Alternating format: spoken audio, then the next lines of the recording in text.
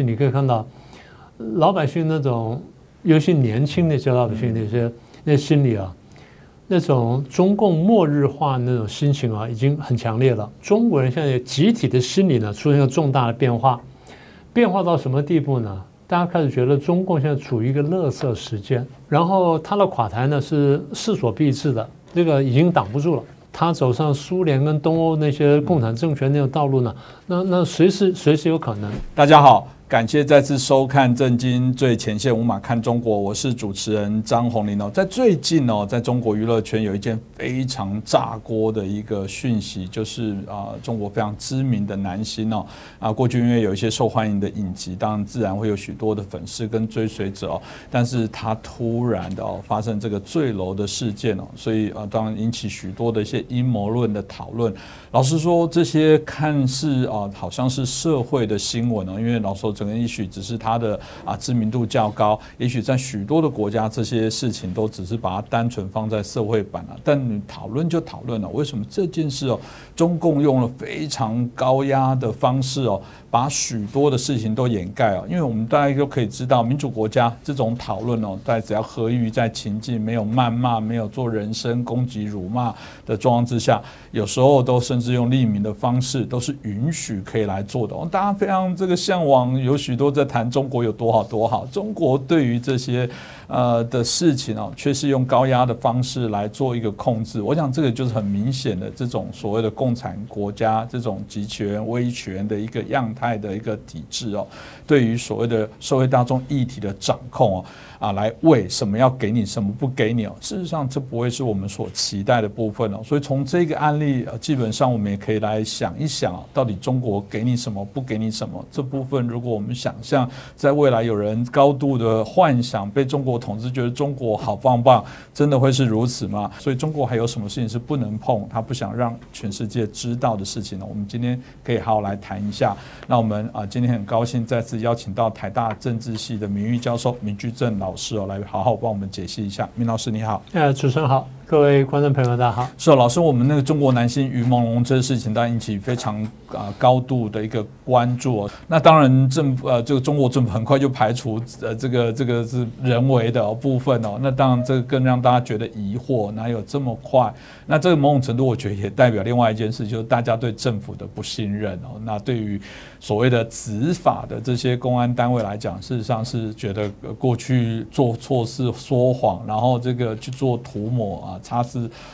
盐粉的部分来讲比例是比较高所以这种先定性招在风口的做法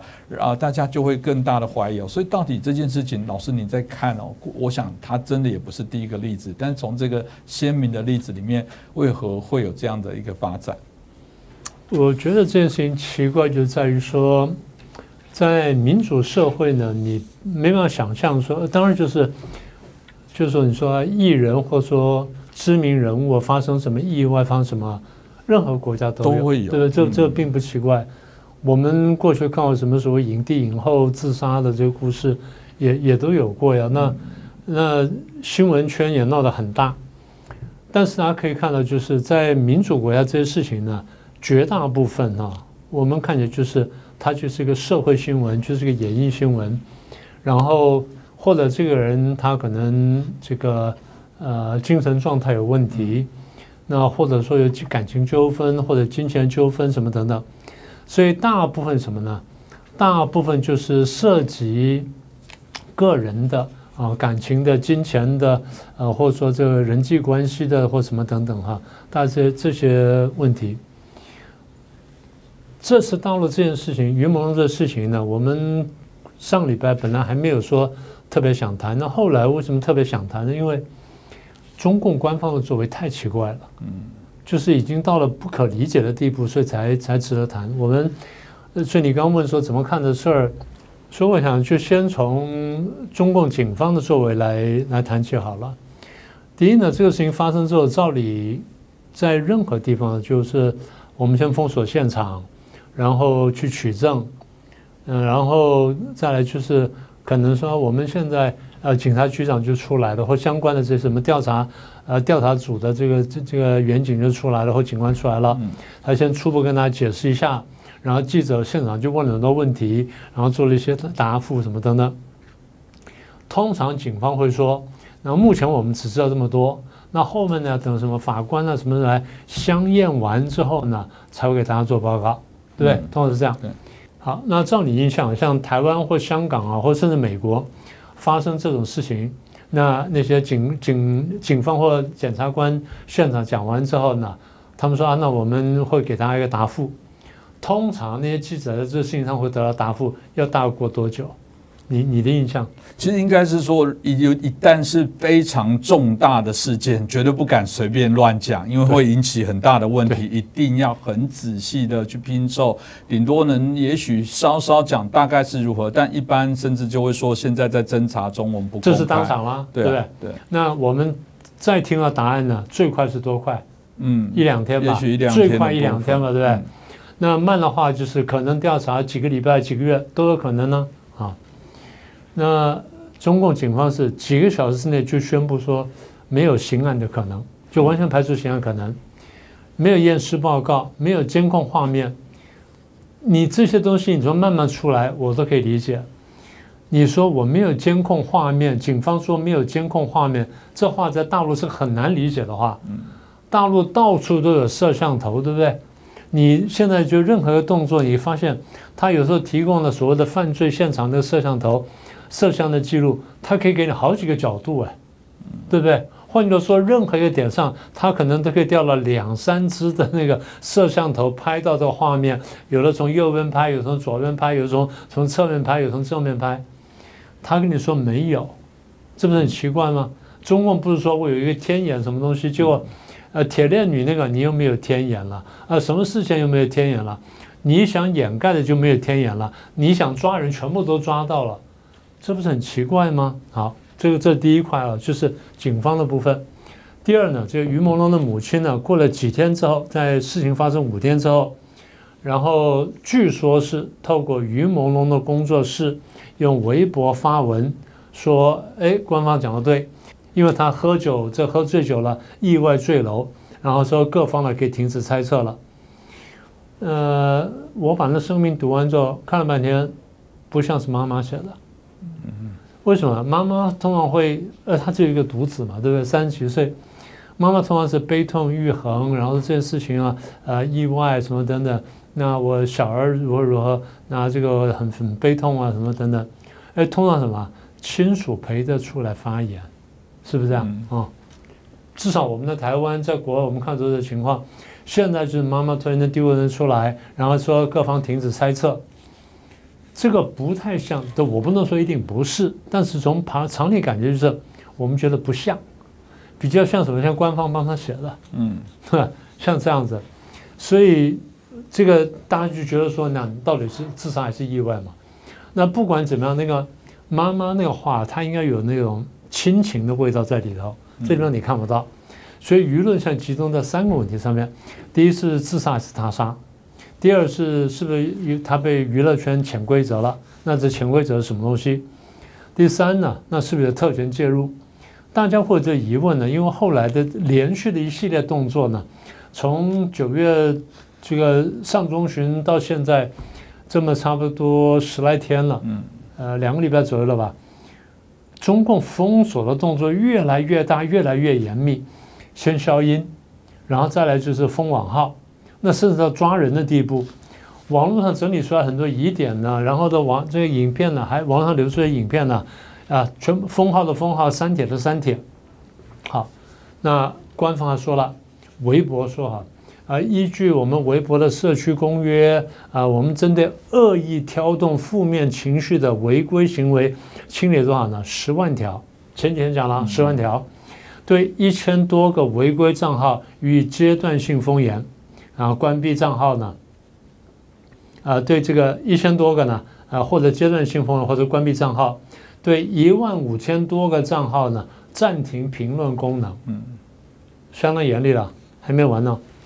然后北京朝阳公安分局还发了一个什么警情通报说对这编造坠楼谣言人呢采取强制措施。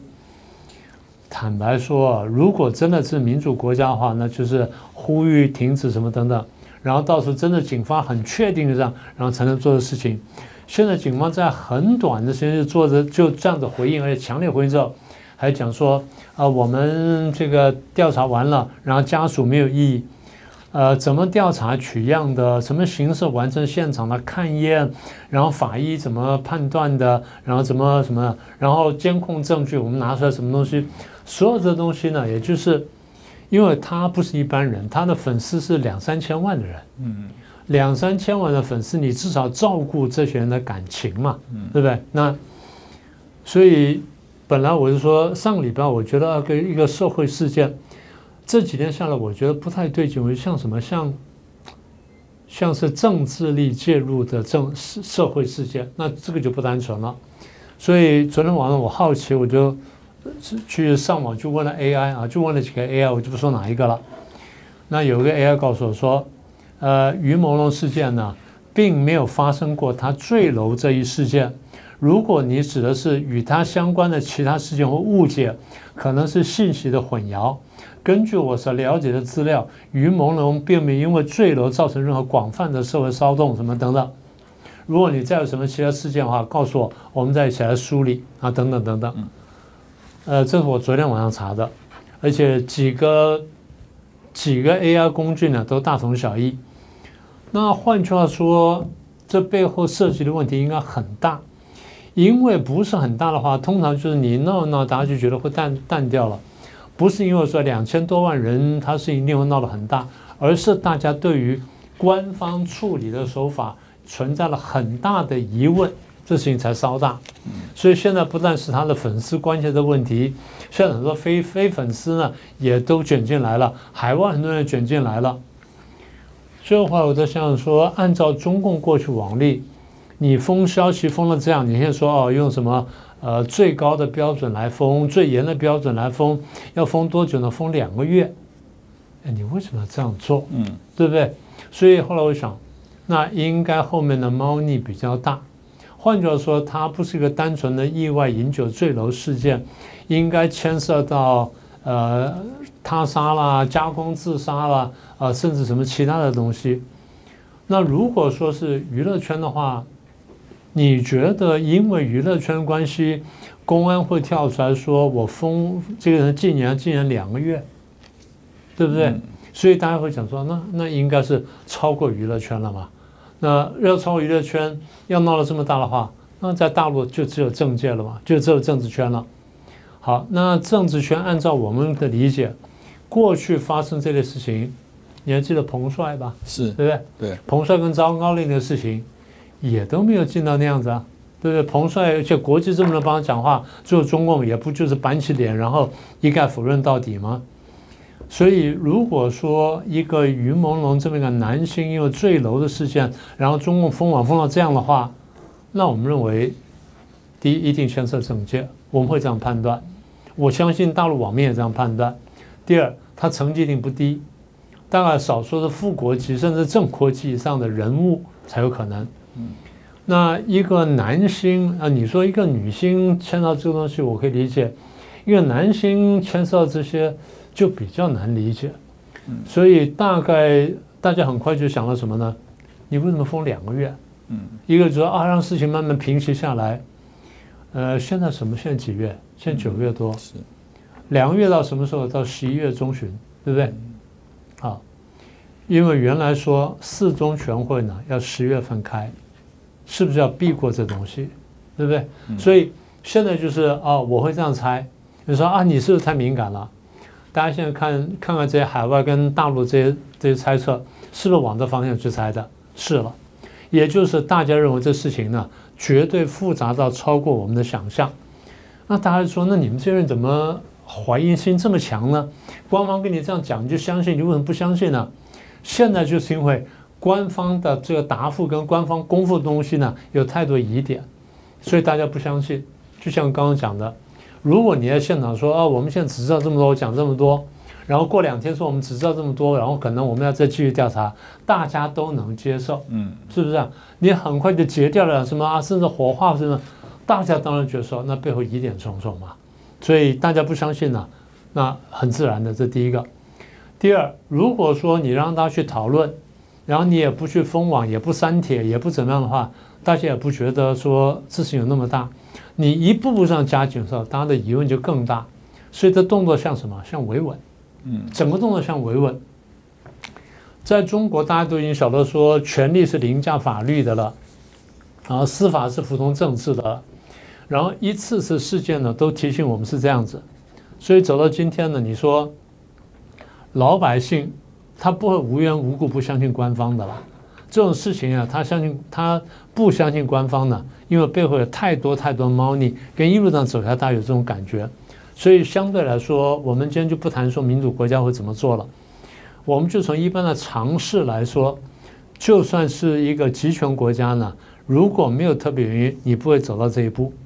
在一个集权国家，你走到这一步，大家一定会认为说背后一定有个非常特别的原因。对不对？我们会这样看吗？其实老师每次在谈这个部分，我就觉得中国越来越走向北韩化的部分了。就过去我必须说，在有一段这个时期的时候，在经济发展的过程当中，我记得人民有时候还可以去调侃一下共产党，讲个顺口溜，或者是在这个脱口秀里面去这个调侃几句。现在完全都不能了，那像是一个神圣不可侵犯的一个政权哦。而且我想这个事情哦，当然是不是就让人家觉得是很法子，或者觉得不可思议？其实我去想一想，中共过去所做的许多事情，对于这种言论的，对于一些事件的掩盖、打压、封网，我说了好像也不足为奇哦。所以老师这个部分是不是真的就是我们看到中共事实上是用了非常多各种的方式不断在打压？老实说，我也觉得那也不一定是叫反对他的声音，这有些就是非常单纯的一个事情。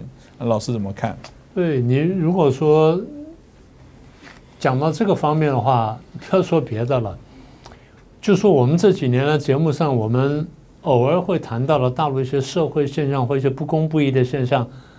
我想大家随便数数已经太多了吧，对不对？你现在回头去看看，比如说大家最熟悉的6·4事件天安门屠杀，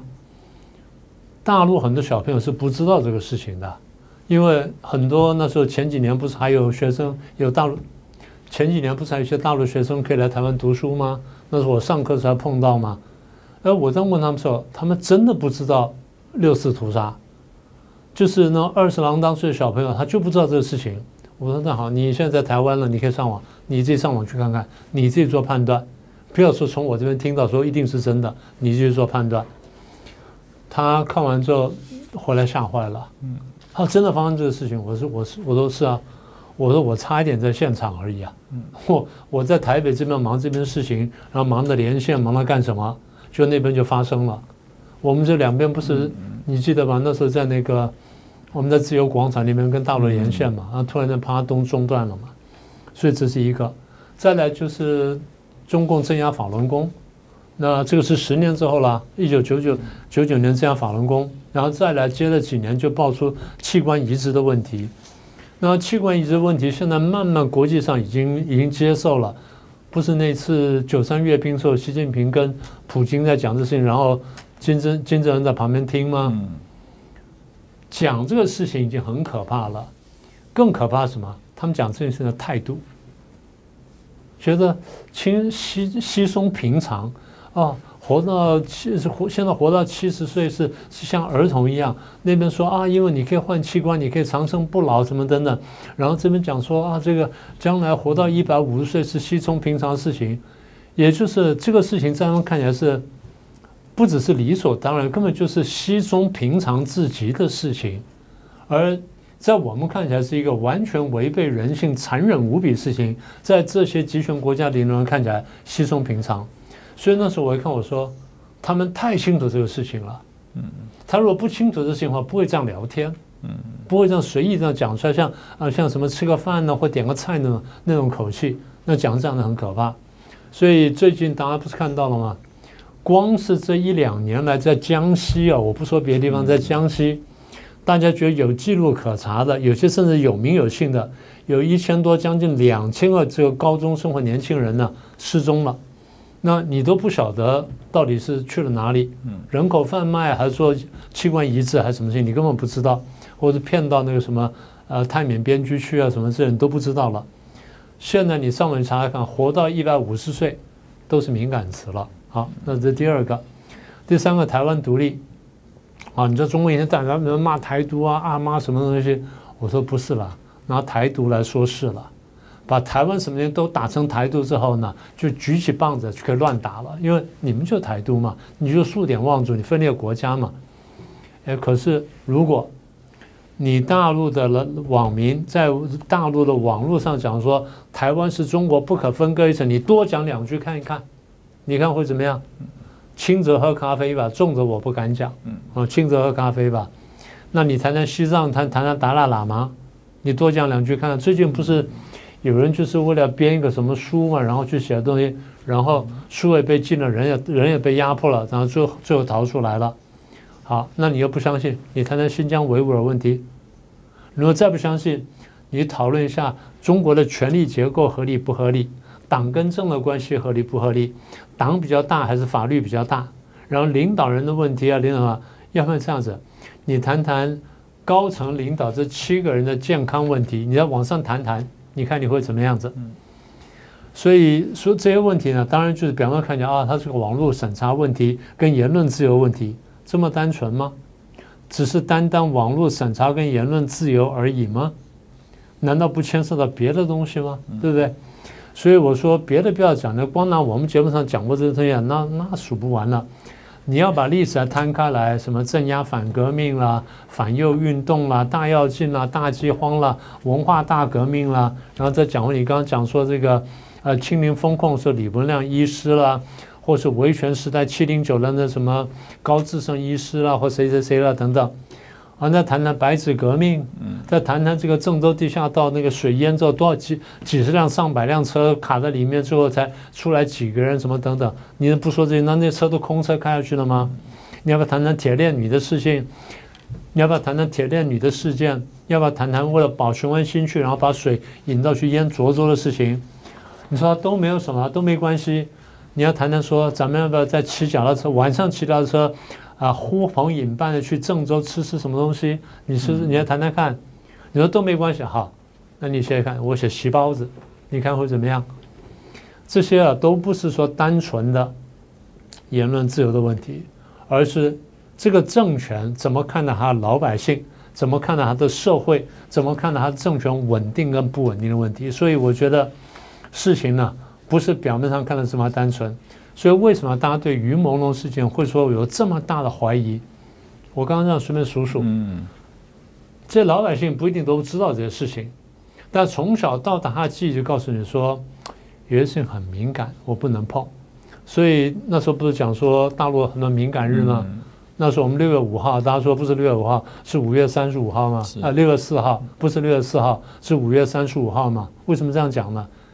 有太多敏感日，太多敏感事。为什么太多敏感日，太多敏感事？因为中共这个暴政，这个政权做的坏事太多，所以每一件事情，每一个日子都变敏感日和敏感事。这样以后真的是以后再查任何的这个时间再拉长的话，要查任何的日子，可能每一个数字都是中共不能显现的部分哦。那当然。从刚或者我们过去的经验，应该都可以知道，中共不断的在打压真相，这真的是一个很背道而驰。我觉得我刚刚提到了不谈民主制度了，我觉得共产主义，我相信在谈的过程也没有说要湮灭证据啊，所有说的都是人民优先。既然是人民优先，人民一定有权来主导、了解这些事情。但中国为了自己权力的稳定哦，所有事情都封控，只要会影响到他的政权的部分，他封控，他才没有在管理真相与否，所以受害者自然这个受到的冤屈常常无法来伸张哦。那对于一般的民众来说，他没有办法理解到底发生什么事情。所以我觉得中国不断在做这件事情，在正常的状态，我还是说正常的状况之下，应该是这个政权会受到挑战，开始会出问题，因为根基一定开始不稳固，人民跟政府是不能信任的，社会甚至有可能因此产生一些对立状况，政经自然就会受到影响，政权一样就会开始摇摇欲坠哦。他很好奇，为什么对中国看来还是没有影响，还是会有影响？我认为影响当然有，而且这次影响可能比我们想象中要大。为什么我们过去对于说民主跟专制的对比，我们讲这么多呢？我再说一次啊，我们绝对不是说民主无懈可击、完美无缺，我们不这意思。我们只是说，在民主社会底下，个人的权益各方面呢会受到保障，个人的这尊严呢比较受到尊重，人性呢会受到肯定。我们在说这件事情，所以民主社会的优点就是说保障这些东西，但它一定是有牺牲的，比如说牺牲效率啦，牺牲强大啦，牺牲军事发展啦什么的，它会要有所取舍。你不可能一个政府呢什么人都得到，没有这种可能，因为这人世间本来就取舍的问题。所以民主跟专制最大的差别在，我认为如果说挑一个问题的话，就是你对人性的态度，你对人性态度，你是尊重人性然后保护人性呢，还是你是这个敌视人性或践踏人性？其实我觉得最大差别在这里。你刚问到说这件事情对大陆政治有没有什么冲击？我认为是有的，我认为是有。你看，就是以我们现在就之前他不是封了吗？以之前能看到那东西，你可以看到老百姓那种，尤其年轻那些老百姓那心理啊，那种中共末日化那种心情啊，已经很强烈了。这点像什么呢？像辛亥革命那个时候，前面孙中山革命了9次，大家都觉得乱臣贼子，到了第10次，大家突然觉得说可惜了，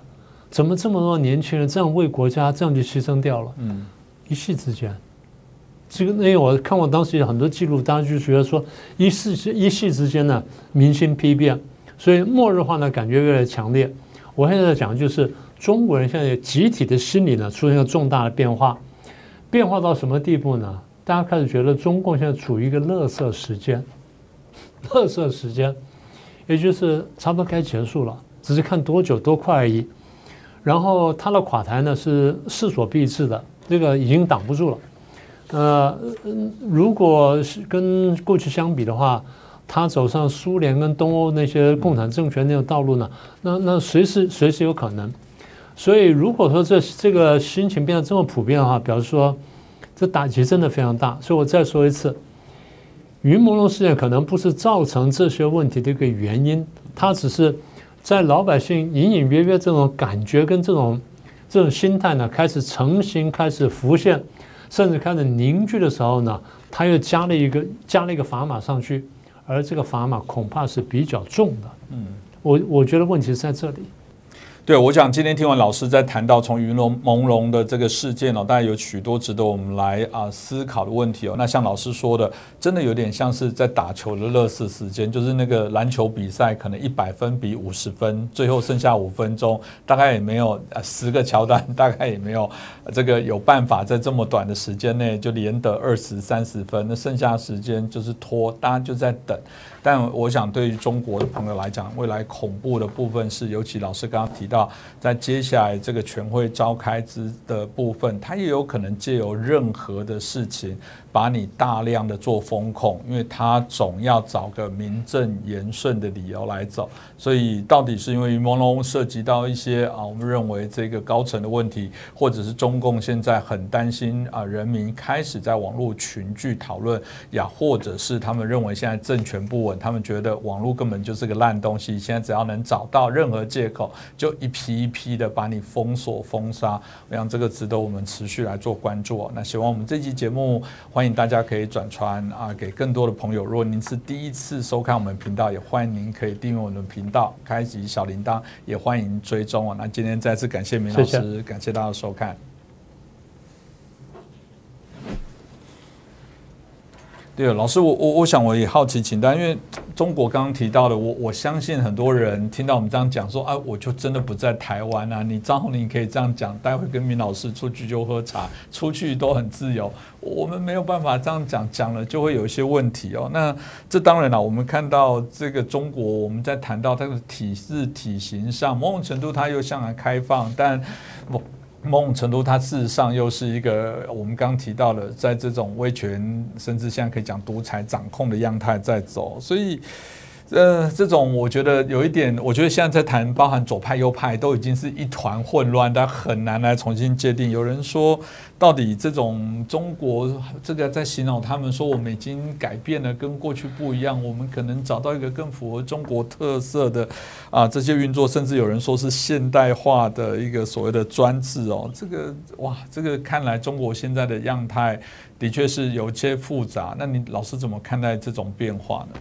有点简单的，你现在看的所谓这个开放的经济呢，很多时候是权贵经济啊，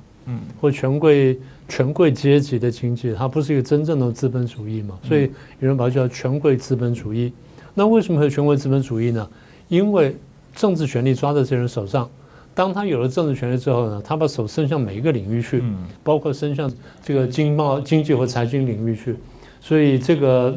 就是我们刚刚讲了，它是一个很彻头彻尾的一个独裁政权。那你说在大陆里面或在那体系下，他这样讲话那样，他可能是因为他被洗脑洗得太惨了。但在这以外，你说台湾有人这样去附和这样讲，那只有几种可能：第一是无知，你对大陆是一无所知，你完全不知道真正大陆什么样子；第二是被洗脑了，洗脑有两种，一种被动洗，一种主动洗。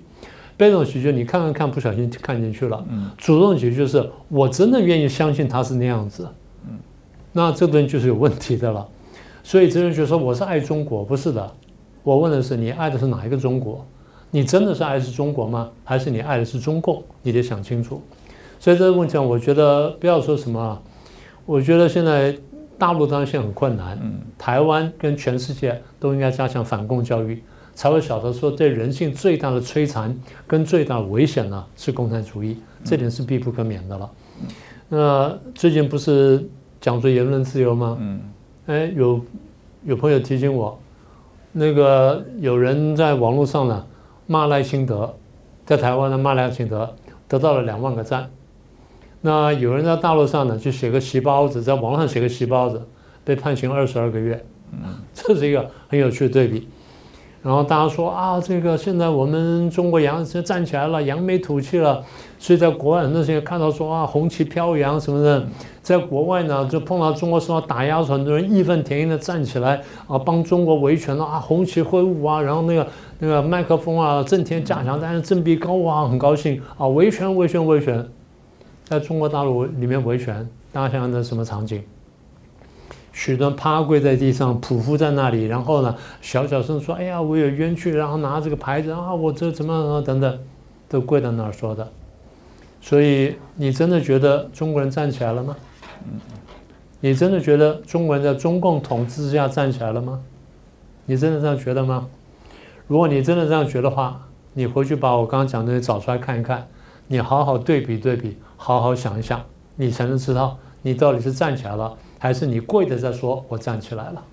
这老师刚刚提到蛮多的，因为我们在台湾也常常谈这所谓的双标啦，就是说，如果你认为你在国外某些部分，然后什么受到歧视被干嘛，那中国境内有多少这种被歧视？你总不是拿旗子说你怎么可以这样子？那是他的自由啊，你怎么可以如何？